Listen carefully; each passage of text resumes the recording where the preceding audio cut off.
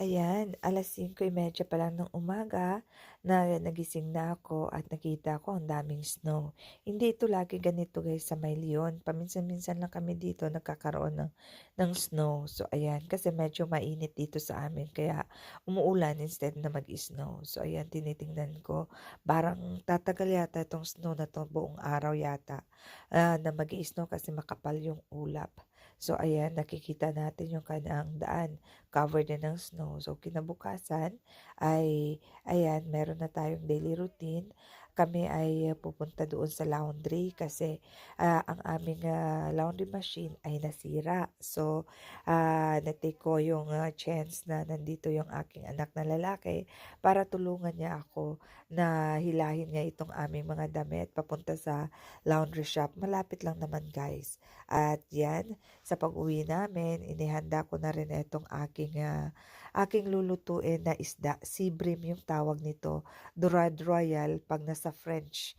Ang gagawin ko dito ay ibibake ko lang siya.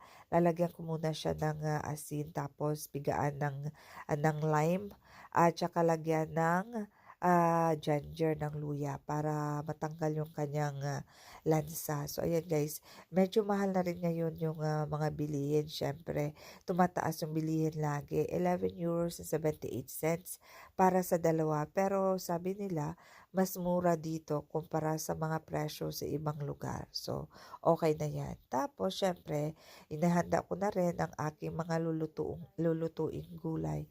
Mas maganda na yung marami tayong gulay guys para ma-alkalinize natin yung ating katawan. Alam nyo na, pag tayo tumatanda, kailangan natin kumain ng mga masustansyang pagkain kasi mahirap magkasakit kagaya ng aking asawa na merong sakit. So, ayan guys, yan ang the biggest worry ko kasi syempre kung paano niya ma-regain yung kanyang good health ba para at least panatag naman ang loob ko, di ba? Kasi iba naman kasi yung healthy yung family. So, eto, ang aking inihanda din, yung aming drinks.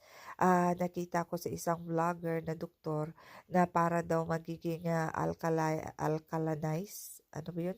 Magiging mataas yung magiging alkaline na water yung ating tubig, lagyan daw natin ng lime or lemon. So ako, dinagdagan ko na rin ng pipino dahil meron akong pipinong nabili na organic. So ayan, masarap siya guys At saka pag umiinom ka nito, na-try ko na kasi, palagi kang naiihi. Maganda siya para malinis yung ating katawan. So ayan na guys, ingatan natin ang ating mga katawan guys, lalo na yung mga magsisenior na.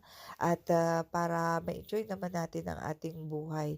At yan na nga, yung the biggest worry natin pag tayo magkasakit ay pa, hindi mapanatag yung ating isipan pag tayo ay merong sakit pa. So, ayan na guys. Nilalagay ko na yung aking mga na-slice na cucumber at lime at green lemon yung ilalagay natin dito sa ating mga bote.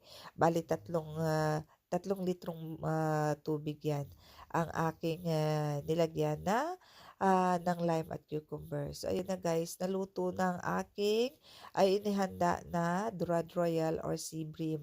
Masarap siya, natanggal yung kanyang lansa dahil sa nilagyan natin pinigaan natin ng lime or green lemon at saka syempre nilagyan natin ng luya.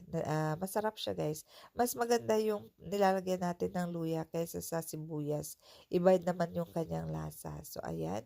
At syempre yung kanyang kapartner ay ang ating mga gulay na niluto na. So ayan na guys.